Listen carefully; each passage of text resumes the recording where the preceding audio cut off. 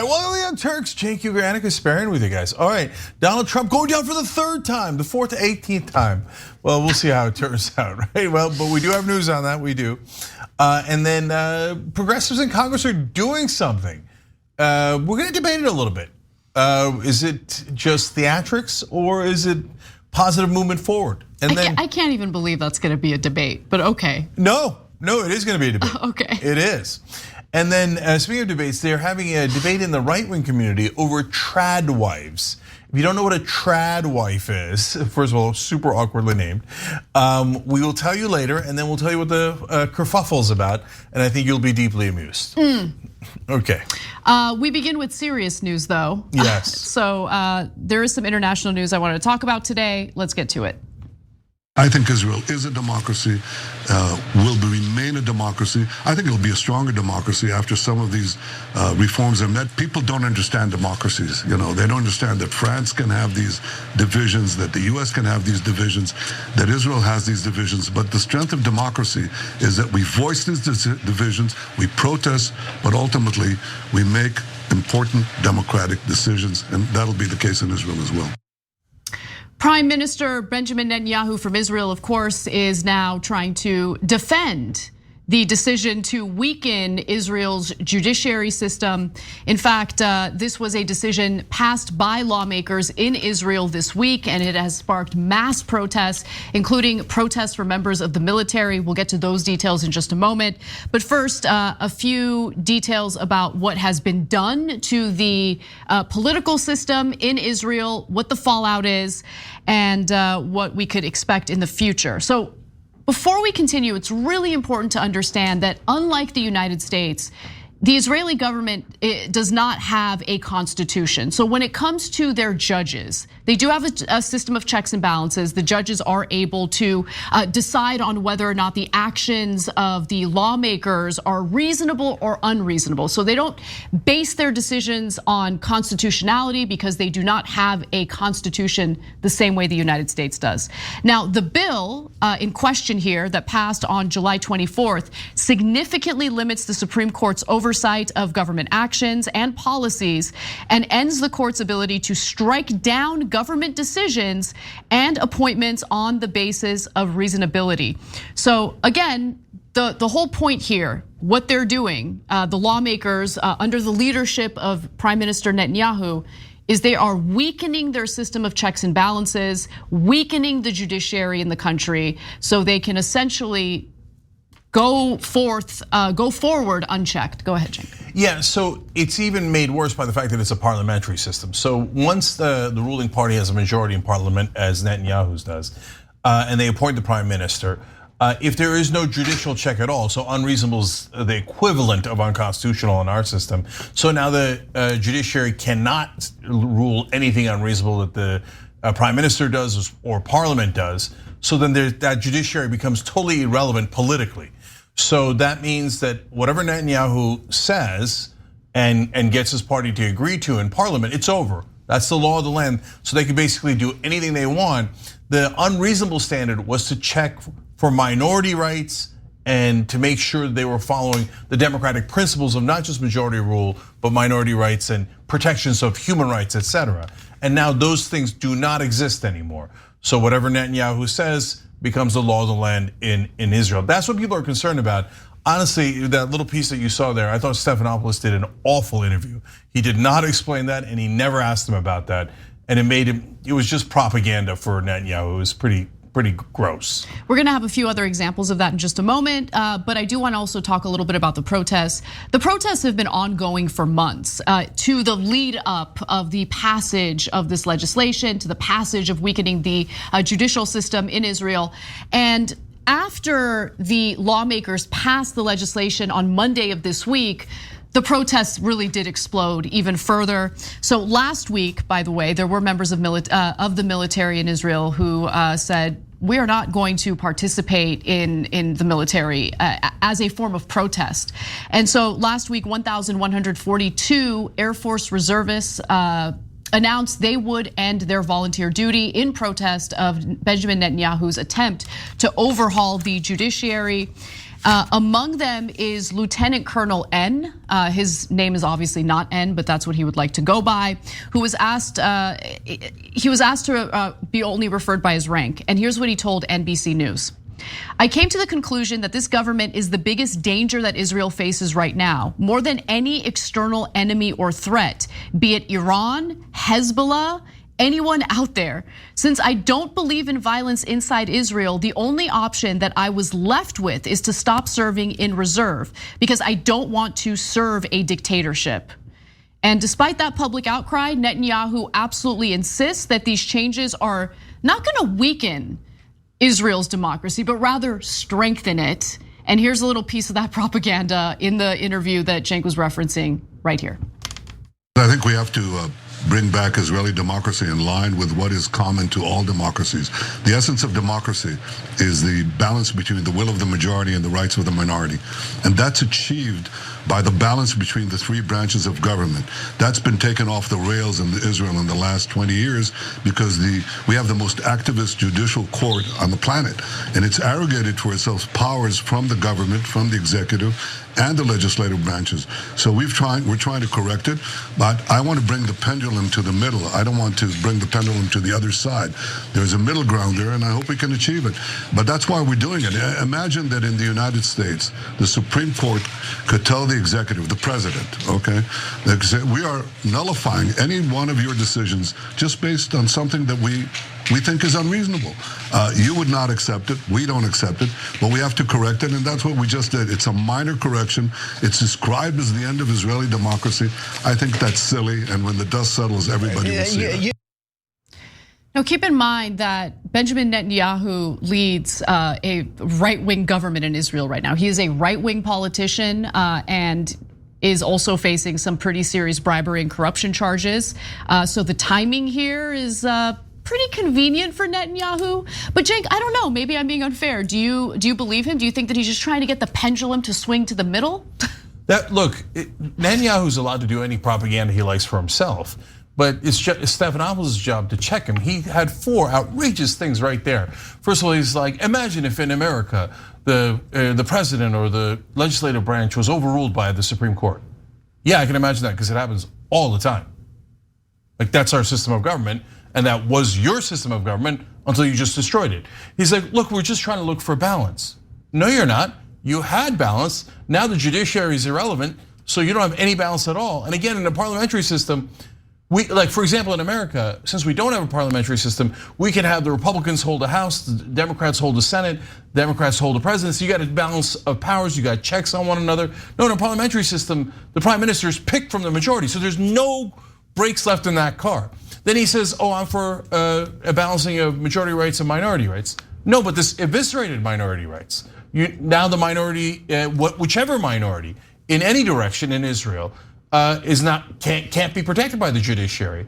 And then he said, this is the moderate position. No, it's not. The reason why Israel's exploding with anger and protests and all of these people in their military resigning is because this is nowhere near moderate. This is nowhere near the middle. This is extreme right wing. If you watch that, and I watched the whole interview with Stephanopoulos, you would not have come away with that impression at all. If you didn't know anything about the current situation, you would think that Netanyahu was the centrist candidate in Israel, and he was just trying to help minorities and balance in democracy, because Stephanopoulos never checked him on it. Lie after lie after lie.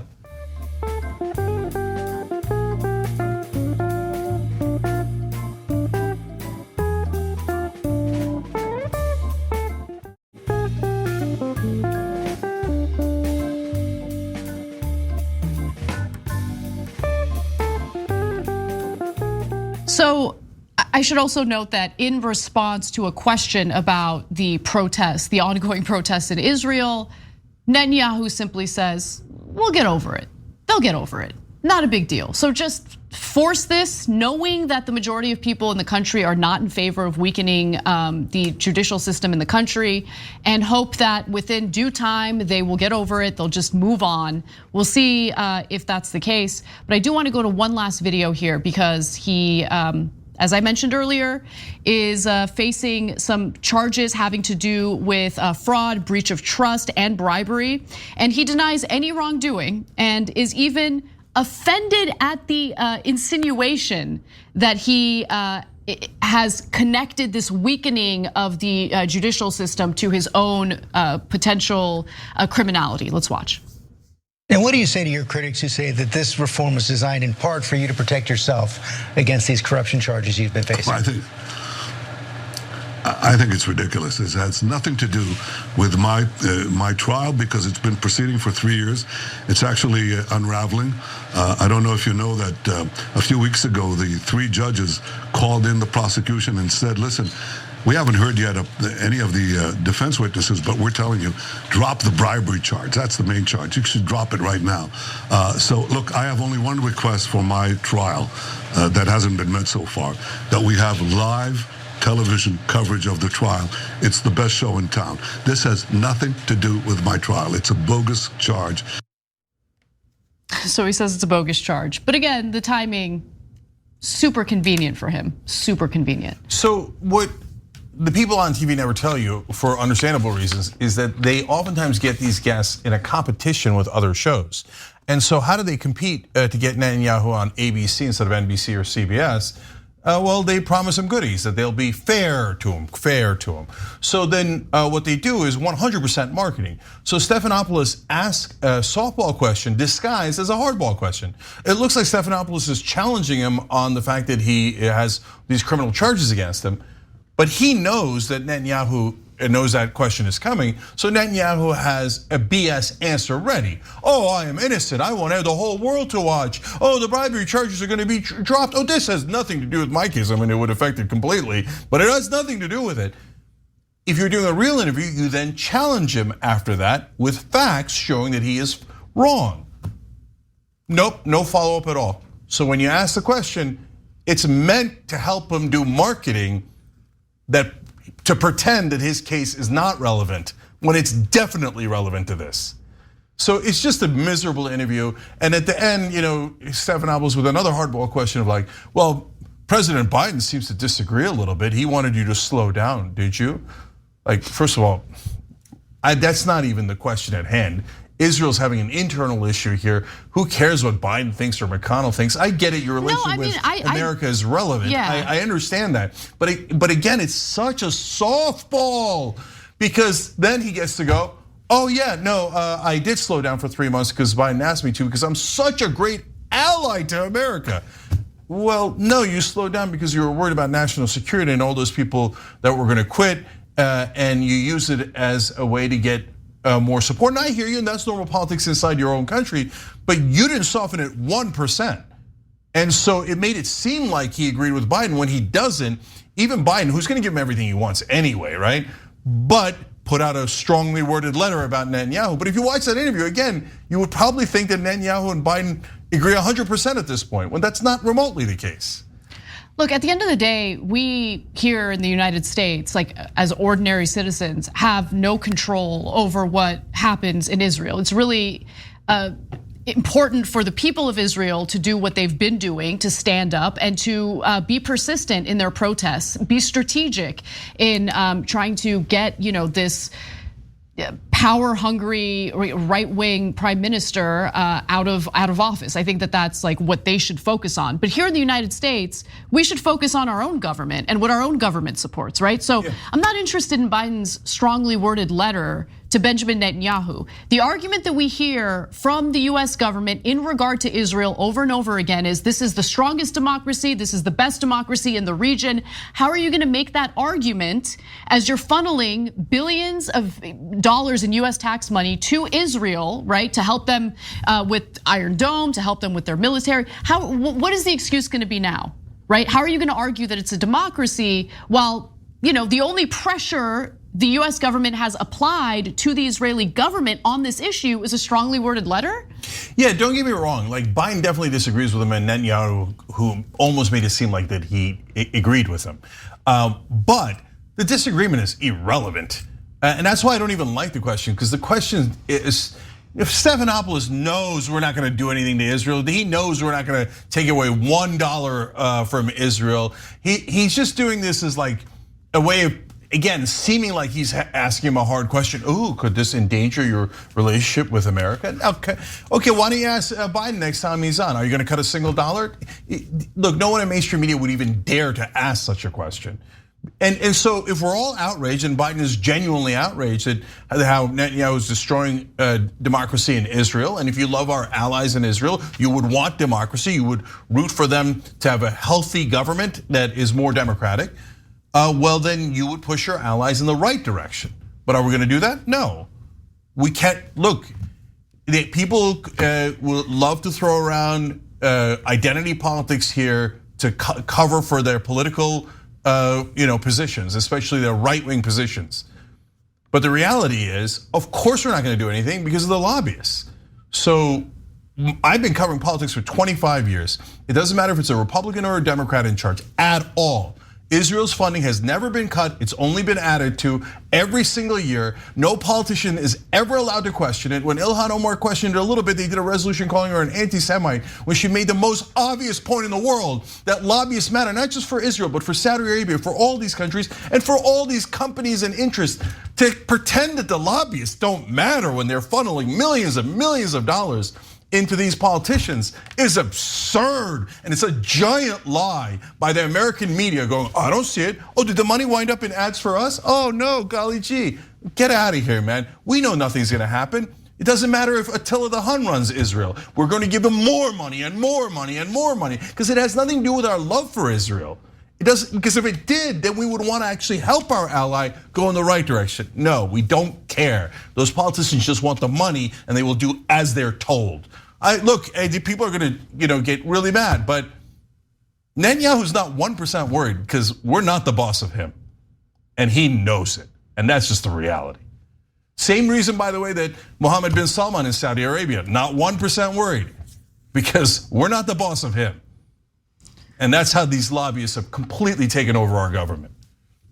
When we come back from the break, we're gonna move away from foreign news and focus a little bit on what's happening domestically, including what appears to be an imminent arraignment for Donald Trump, the third indictment. That and more coming up.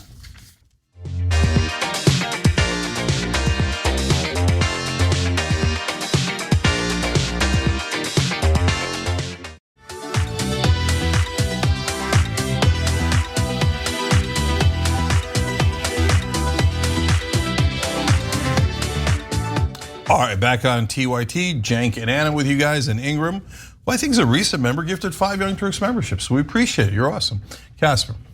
Well, let's talk a little bit about one of the many investigations that Donald Trump is facing.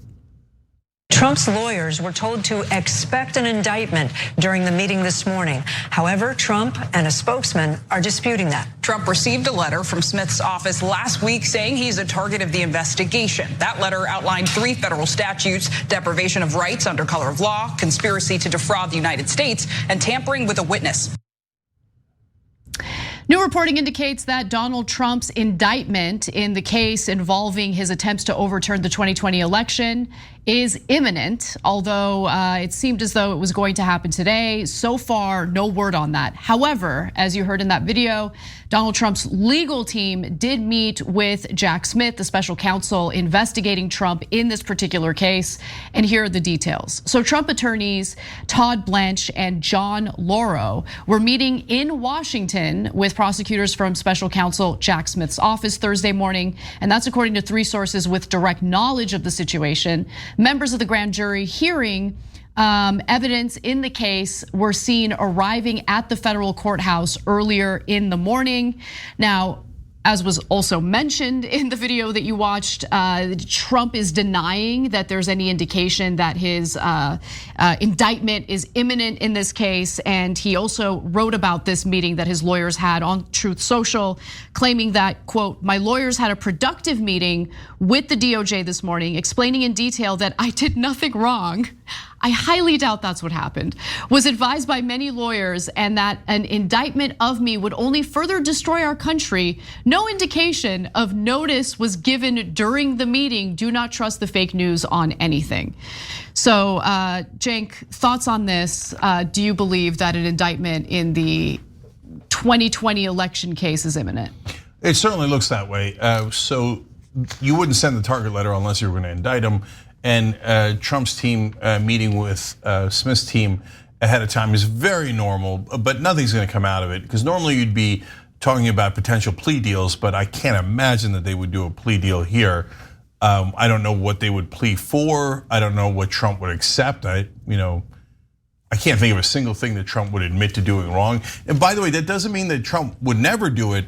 He has admitted to doing things wrong and making cases go away before. Remember the $25 million fine that he paid. In fact, in 2 different scams, he agreed that he was guilty and paid fines. That's Trump University and the Trump charity, right? But this is a criminal case, and it's a very, very important one, both for him personally, but also politically. So I don't know what the meeting was about, but it is overall fairly routine. It almost certainly is going to get indicted. The only question that remains, guys, is how quickly can these cases go? Because, the Trump-friendly lawyer in the most important one, the documents one, well, you could argue that actually this one, the January 6th one, is the most important because this is the mother lode. This is about the coup that they tried with the fake electors, right? But the national security one with the documents is the most clear-cut case, and it's very severe crimes that he committed. But unfortunately, that judge pushed it out till past Super Tuesday. So it's unclear how much it's going to affect the primaries. And for the cases, they shouldn't take that into account. But for the rest of us, it is enormously relevant. So there are some updates on the other investigations that Donald Trump is facing. Remember, he is also facing charges. He was indicted on 37 criminal counts related to his handling of classified documents. He pleaded not guilty to all 37 counts. However, there's an update to that investigation because, as ABC News reports, Donald Trump and 2 others are facing additional charges in special counsel Jack Smith's investigation into Trump's handling of classified documents. The charges have come in a superseding indictment to the original charges in the case. So this could mean that Trump could face additional charges in this particular case. Now, one of those charged is Carlos de Oliveira, who is a current Trump Organization employee who is also the head of maintenance at Mar-a-Lago. We'll see what the additional charges will be, but that story is developing as we speak. It literally just broke. Yeah, so some of the key things here in both cases, in the documents case, Walter Nauta is his main assistant basically at Mar-a-Lago. If he turns on him, Trump's in a lot of trouble. If he stays with Trump, he might be okay. No, probably not. That case is super solid, right? But Nauta would be a nail in the coffin. But if he wins the election, he could just pardon himself. So that's because that's a federal one. This is also federal. And in this January 6th case, the potential giant witness could be Mark Meadows, his former chief of staff. No one's heard from Mark Meadows in a long, long time. That's a good point. And there was a little bit of talk about him giving testimony, and it was not clear whether he got an immunity deal, whether he's gonna flip on Trump or not. It's like the best kept secret in America. But if Meadows flips on him in this case, that could be problematic because Meadows knows they were gonna do the fake elector scheme. Meadows knows that Trump said that it was no big deal if Mike Pence got murdered, that he deserved it. I mean, Meadows wrote about this in his book, didn't he?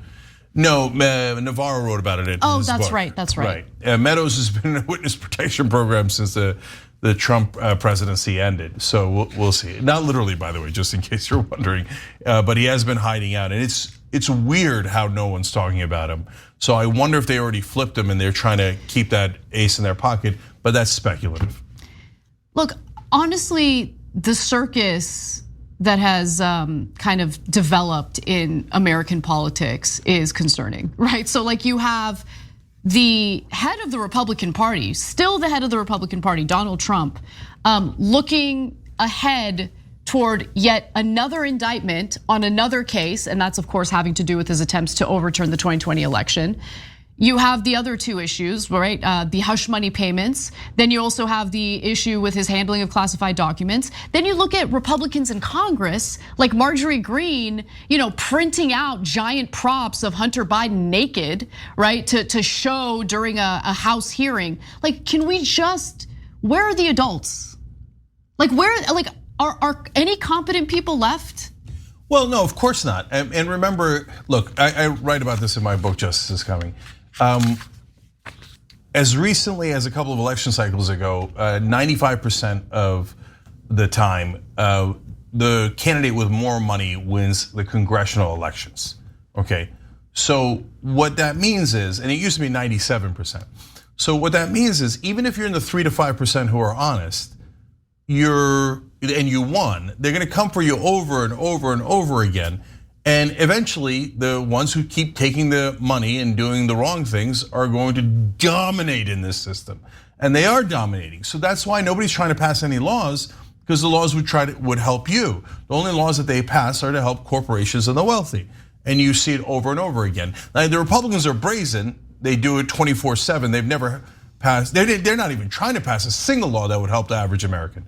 If you challenge them on it, they don't even have one. They're like, well, if we help the rich, well, eventually they'll trickle all over you or something, right? That's why we did the IRS, trying to take away the IRS agents first, because they were gonna audit only the rich. And we can't have that, those are our top donors. That was their #1 priority. But the Democrats, they play a game too, where they give you 10% of what you want, and then go, okay, it's all mission accomplished. 10%, right? That's cute. And then the media come in and go, historic, oh my God, the Democrats are fighting for you. And then they high five behind the scenes.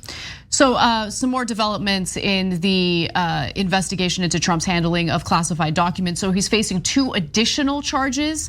Was charged with 1 additional count of willful retention of national defense information, and I apologize. And in addition to that, 2 additional obstruction counts related to alleged attempts to delete surveillance video footage at his Mar-a-Lago resort in the summer of 2022. See, that's important too, because that is clearly a crime and super easy to prove. And they wouldn't charge it unless they already had the evidence. This is a very careful prosecutor, right? So, look guys, the giant question here is, if Trump gets convicted, what happens next? Is he actually gonna go to prison? That seems inconceivable, inconceivable. So, okay, so are we just gonna be like, yeah, he's guilty and we all know it, but who cares? He's not gonna go to prison, there's gonna be no consequences, and he's gonna run for president and he might win the presidency, and then he pardons himself and he commit any crimes he likes and then pardon himself, commit crimes, pardon himself. I gotta jump in. And we're all okay with that? I gotta jump in. What's so incredible is Hunter Biden did commit tax crimes. And so his plea deal fell apart yesterday in court. And the plea deal, at least as far as he and his legal team understood it, was that if he pleads guilty to the tax crimes, they will drop a DOJ charge against him in regard to possession of an illegal firearm, okay? And he would serve no time behind bars if he took that plea deal. Republicans were furious about that because they demand that he serve time behind bars.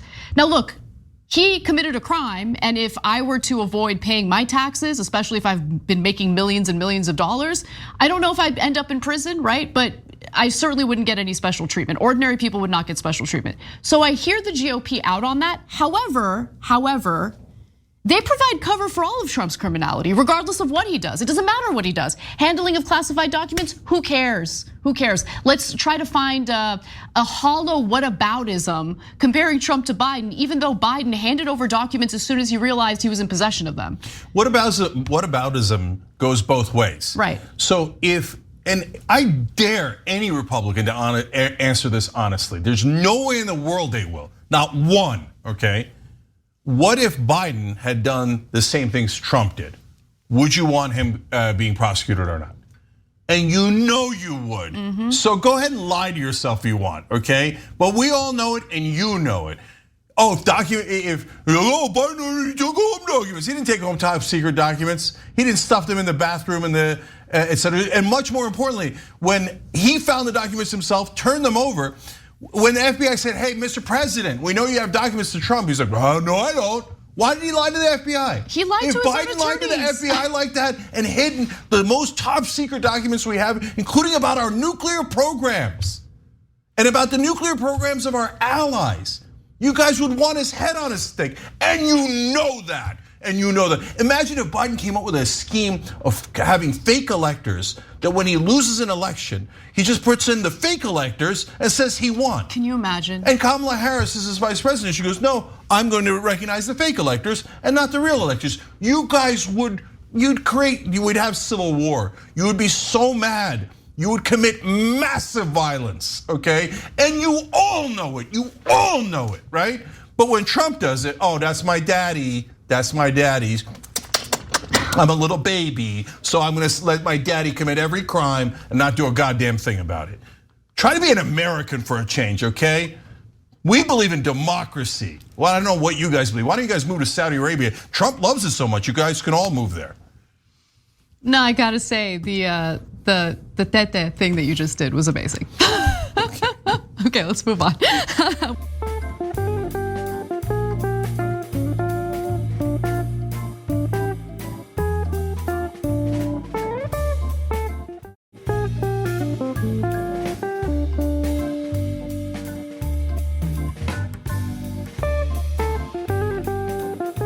We've got other news to get to, including Governor of Florida doing something that I just don't understand. So, Florida Governor Ron DeSantis' petty quarrel with Disney has now entered the phase of defund the police to own the libs. I'm not even kidding. That is what his appointed board is currently working to do. So the board that DeSantis appointed to oversee Disney Special District is now looking to cut millions of dollars from the very deputies who protect the park's guests. So during a Wednesday meeting, officials said the previous board spent $8.2 million to be exact, every year on law enforcement overtime on Disney properties. Now the board is doing away with that spending and cutting $8 million used to pay law enforcement officers in off-duty shifts, saying the cost of fighting Disney in court has caused it to have to find money in other places. Okay, so this is so incredible. Now, there is currently a deal in place with the Orange County Sheriff's Office that will last through the fall of 2024. So any cuts that they make will impact the deputies and impact Disney after the fall of 2024. Now, Martin Garcia, who is the chairman of the DeSantis-appointed Central Florida Tourism Oversight District, said this: there was spending on a number of fronts that was wasteful. $8 million was being used for law enforcement services exclusively on Disney properties, and that doesn't make any sense to me. Further, Garcia noted, as we are doing more work, it appears there are a number of other naughty things that this old board did with district funds. Now, $8 million does sound like a lot of money when it comes to policing of the Disney resorts in Florida. But I do want to give you some proper context in case you're unfamiliar with how much land they control there and just how many parks they oversee. So apparently Disney has about 25,000 acres in Florida. And so those are the 25,000 acres that the police deputies would patrol. They have 4 theme parks, 2 water parks, golf courses, dozens of hotels, shops, restaurants, and bars. And I didn't know this, but part of the reason why Disney has control of that land is because back in the 1950s, I believe it was, when they wanted to develop that land, the state had no money. They could not help with that development. They couldn't help with roads. They couldn't help with the infrastructure necessary to support the resorts. So Disney is basically used their resources to build all the infrastructure in that town in order to accommodate the theme parks that they later built.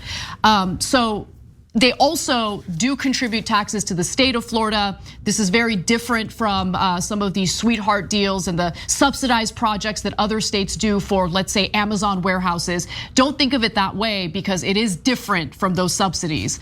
But Cenk, what are your thoughts on this? Yeah, look, when I first saw this story breaks into 2 different parts. One is, should DeSantis have gone after Disney in the first place? That's an easy one. Disney just said, hey, we don't approve of the Don't Say Gay bill. They didn't even call it the Don't Say Gay bill. They called it its real name.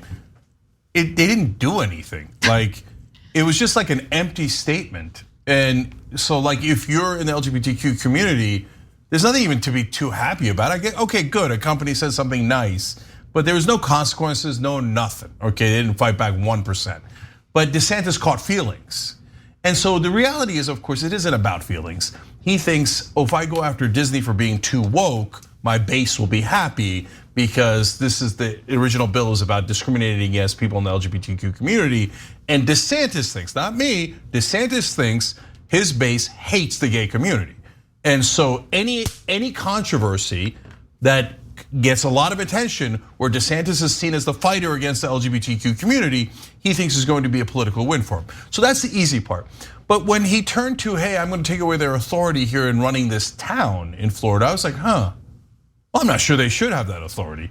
Like, why is a company running a town, and why are they deciding where the taxpayer money goes? That doesn't seem right at all. So DeSantis might be accidentally correct here. And like, we should see if they should have ever had that. But when you look into the details, it turns out, no, shockingly, Disney's overpaying in taxes. Yeah. I almost can't believe it. I know. And the reason I think that happened is because the deals were struck such a long time ago. Totally. That it was the pre-Buckley v. Vallejo decisions in the Supreme Court that allowed for bribery, basically, in America. It was pre-bribery decisions. So Disney actually pays money to 2 nearby counties, taxes, full taxes, and then pays taxes for this area as well. So they're double paying in taxes, and it's their tax money that goes to that $8 million in cops that DeSantis's goons just defunded. Yeah. So they take Disney's money and we go, we're not going to give it to you in cops. But it's Disney's money in the first place. Right. So look, I want to note that they're attempting to defund the police in this area, the Disney deputies. However, that decision will not be finalized until later. September 27th is the final vote on that. So let's hold and wait and see what happens. But the other thing I wanted to bring up, and also give credit to a Mediaite writer who shed some light on this, Sarah Rumpf, is that these are the very deputies who actually ended up deterring the Pulse nightclub shooter from shooting up one of their parks. I didn't know this, but apparently the Pulse nightclub wasn't where the shooter initially wanted to carry out that disgusting violent attack that killed dozens of people. He and his wife were scoping out Disney theme parks. So I want to give you a few excerpts from Sarah Rumpf's piece in Mediaite. According to statements the shooter's wife, Noor Salman, made to federal authorities, the couple had scouted several Walt Disney World locations, including the shopping and entertainment complex known as Disney Springs, in the days before the shooting. So at the 2018 trial for her obstruction and aiding her husband in the attack, federal prosecutors entered evidence that included Omar Mateen, that was the shooter, buying a stroller and baby doll at a local Walmart one day before the shooting to smuggle his gun into Disney property, and a video of him walking near the House of Blues on June 12th, several hours before the shooting. In the video, you can see him like looking behind him at police officers standing by. Yeah, and look, you got to give the conservative case a little bit of credit here. So they say, hey, if we have more good guys with guns and cops surrounding every location, shooters will be less likely to go into those locations. 9 out of 10 times it doesn't work that way at all. They just walk right past the guards and do their mass shooting. We've seen it in school after school, let alone other places. But in this case, they were right. The cops did deter Mateen from shooting there. Unfortunately, they didn't deter him from shooting overall. He just went down the street and killed 49 people at Pulse nightclub and injured another 53. But taking away these officers from Disney could be disastrous. And Disney's in a very tough spot because they can't fight back, I think. And the reason I say that is because if they go to fight back publicly with DeSantis, they'll have to say now there's not as much security at Disney, and that might scare away customers. So they're kind of in a bind here. But this, look, there's so many ironies in the story, because politicians trying to hold corporations accountable would be an incredible relief in this country. It would be an improvement from what we have today. So welcome, right? Right. But of course, as usual, in this case, the Republican DeSantis has found a way to attack a corporation in the only nonsensical way possible. Well, I mean, look, it really, you have to understand what motivates them and what the ideology is driven by, right? Conservative Republicans like Ron DeSantis do not have a problem with corporate greed. The populism that you see building in the country, and has been building in the country for years now, stems from the inequality and the corporate greed and all of that. And I don't know for a fact that Ron DeSantis wants to ride that wave and give the illusion that he wants to hold corporations accountable. And he's doing it, not through attacking corporate greed, but specifically because of culture war nonsense, right? But I do think that other Republicans have tried to give this appearance that they're trying to take the corporations to task. I mean, I remember when we had Prager on. I was debating Prager, and he's like, I hate corporations. But he wasn't saying that because he hates corporate greed. He was saying that because he doesn't like the woke culture within the corporations. Yeah, it's their way of feeding the anti-big business fervor that their base has, but misdirecting it. Oh, don't worry about how they're robbing you blind by bribing all the politicians and getting billions of dollars in subsidies. That's your taxpayer money that they're robbing. No, don't be worried about it. Oh, they like gay people, boo. That's what the real problem with companies is. They're ruining your lives and crushing your wages and dignity and respect because they like gay people? And that's the trick that these guys all play. Look, one last thing to our Republican viewers. I challenge you guys. If you're really upset about the woke companies, why don't you ask all the Republican politicians to stop taking their money? That's a great point. And by the way, we're honest here and we're fair and principled. We ask all the Democrats to stop taking their money. We don't just ask, we just pound them over and over again about their corruption because they take the money of those corporations. Are you gonna ask your Republican politicians to do that? Are you gonna ask Ron DeSantis to do that? Are you gonna ask Donald Trump to do that? Yes, Donald Trump takes that money too. Okay, are you gonna ask Mitch McConnell to do that? For Mitch McConnell, you might hate him because of Trump, and maybe you'll listen to it there. But remember, they're all corrupt. They all take that company bribes they call campaign contributions. Go ahead, challenge him on it. You'll find out. All right, we got to take a break. When we come back, more funds and games. This time we'll talk a little bit about how one of the major manufacturers of opioids is trying to skirt having to pay $1.7 billion to the victims of the opioid crisis. That and more coming up, don't miss it.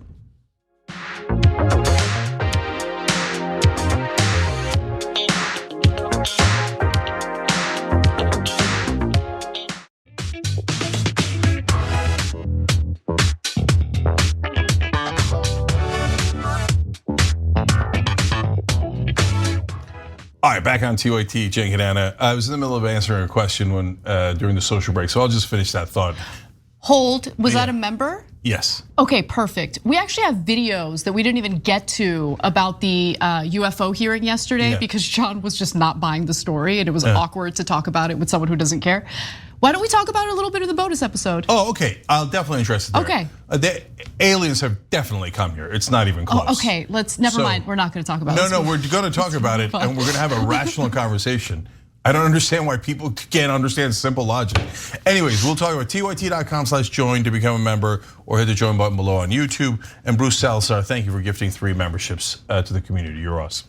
Anna. All right, this next story gives you a sense of just how much our system is slanted in the direction of corporate interests, and it's incredible. So, a group of hedge funds are now conspiring a plan that would cut off about $1 billion meant to help victims of the opioid epidemic. Now, the plan would allow the hedge funds to keep the cash that was meant to be allocated to these victims for themselves. So how will this happen?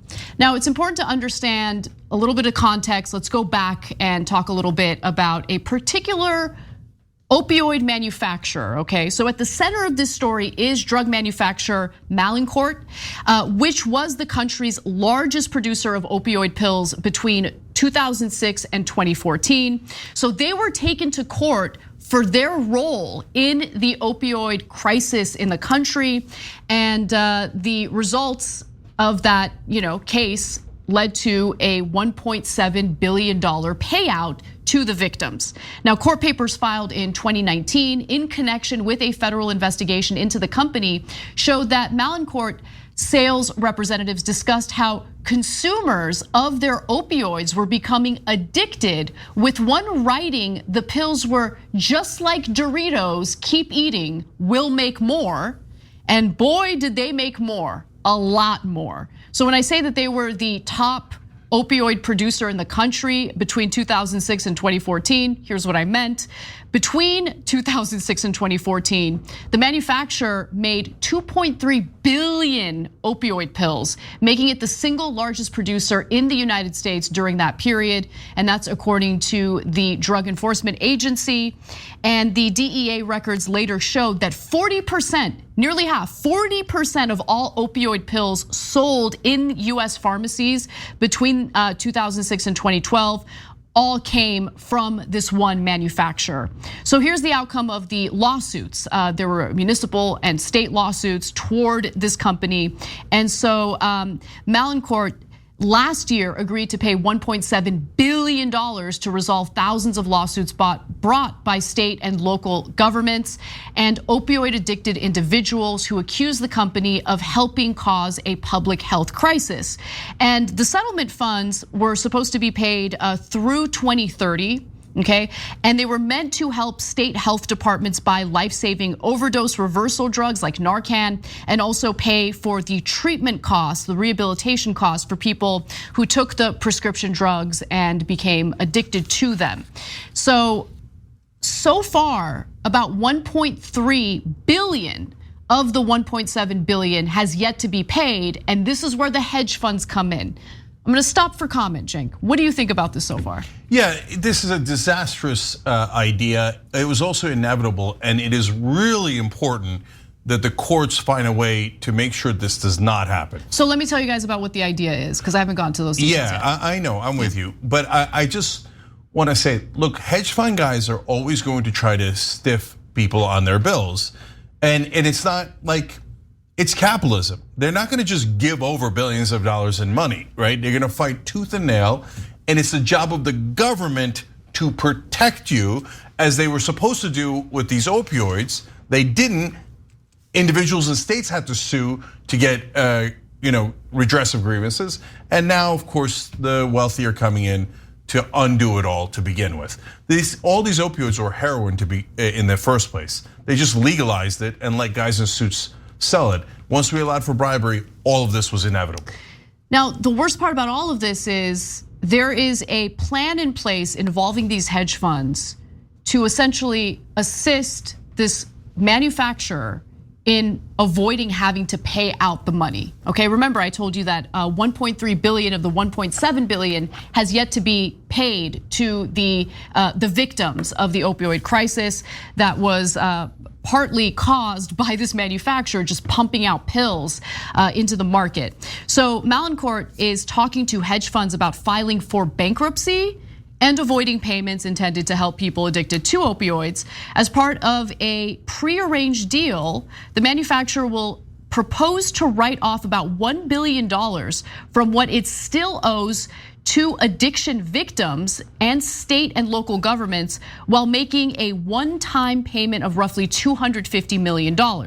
So the group of hedge funds is essentially wanting the company to go through another bankruptcy, Chapter 11 bankruptcy, and through that restructuring, the hedge funds would then be the owners of the pharmaceutical company, the manufacturer here, and they would write off the bulk of what remains owed to the opioid victims and only pay out just a small fraction, $250 million. The funds under their plan would become Mallinckrodt's new owners following an exit from Chapter 11, writing down some of their billions in debt in exchange for stakes in the restructured company, the people said.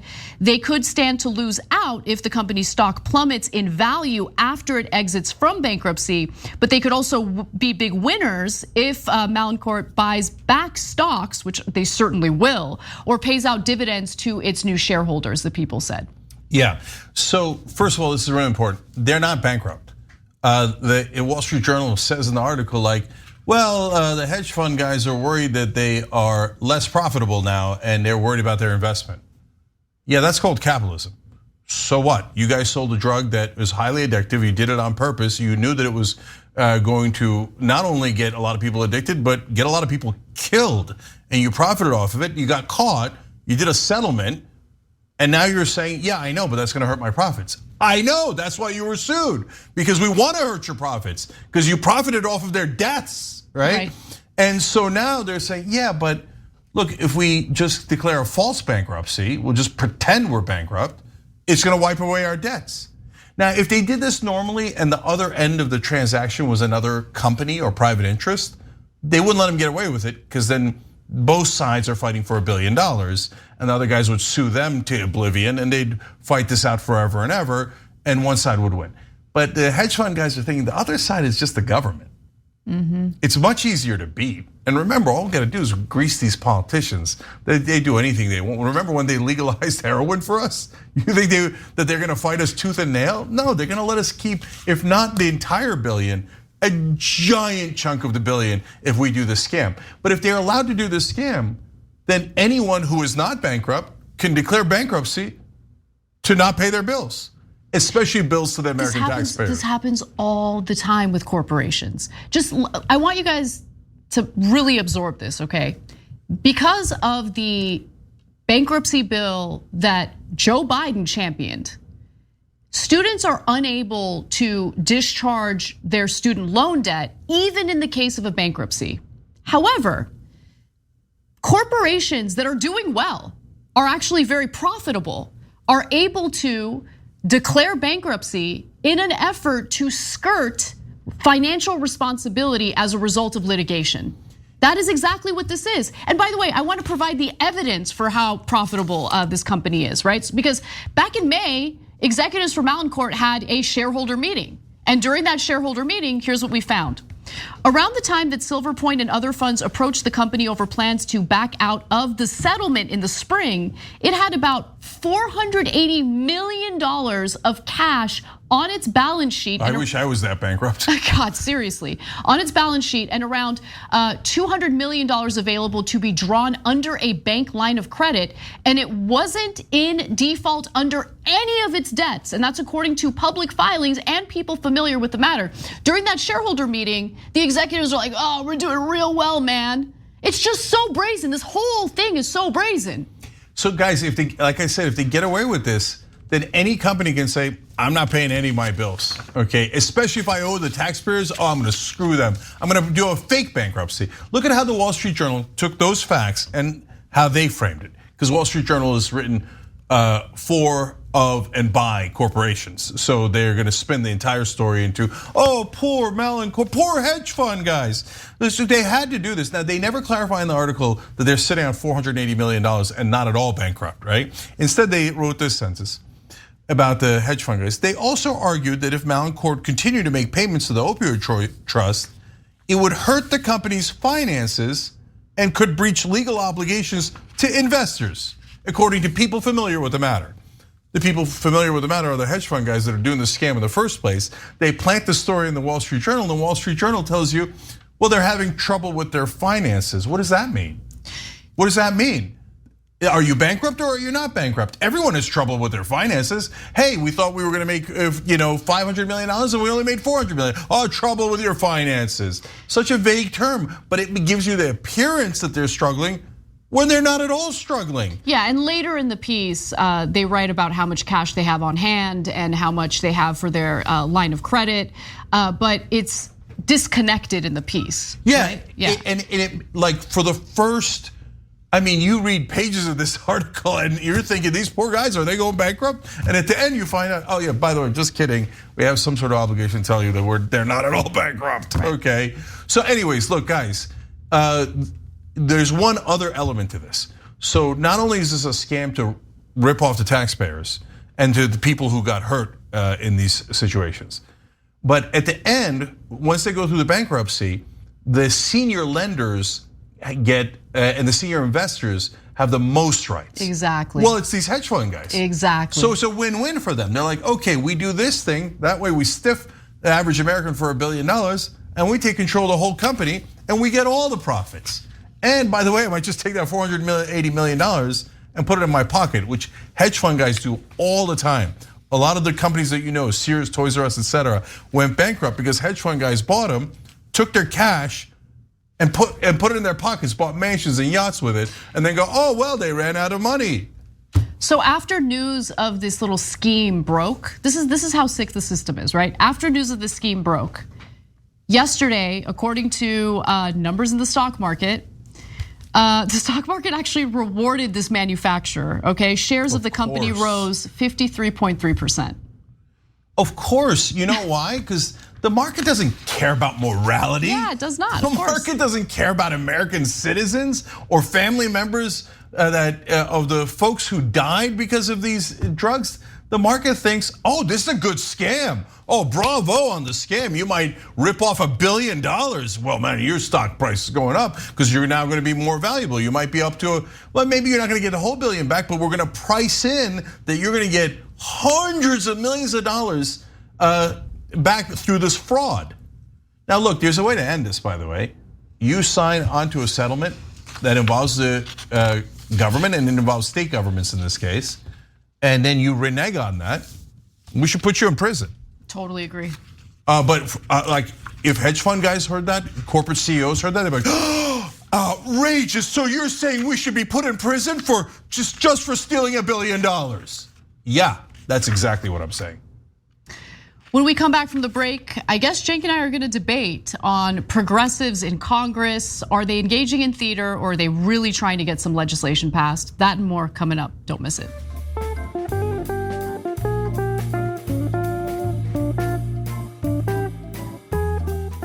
Thanks for listening to the full episode of The Young Turks. Support our work, listen ad-free, access members-only bonus content, and more by subscribing to Apple Podcasts at apple.co/TYT. I'm your host, Cenk Uygur, and I'll see you soon.